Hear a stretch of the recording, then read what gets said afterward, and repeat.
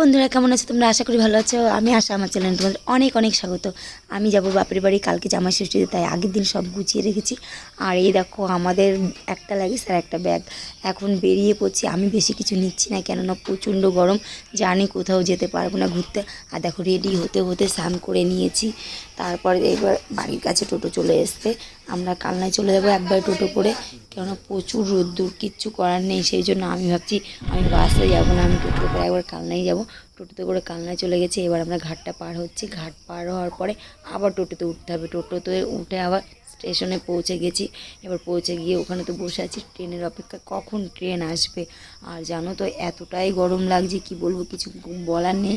আমাদের ওখানে তো খুব গরম, তোমাদের ওখানে কেমন গরম জানিও। আর অন্য কোথাও হলে আমি যেতাম না, শুধুমাত্র বাপের বাড়ি বলে যাচ্ছি, আর জামাই ষষ্ঠী বলে তাই যাচ্ছি। আমি জানো তো এই প্রায় 4-5 বছর পরে আমি ষষ্ঠীতে যাচ্ছি। আমি অনেক দিন ষষ্ঠীতে যাই না। আমার মনটা বুঝতে পারছো তাহলে কতটা খুশি। আমি সত্যি অনেক অনেক খুশি। আমি অনেক দিন যাই না ষষ্ঠীতে।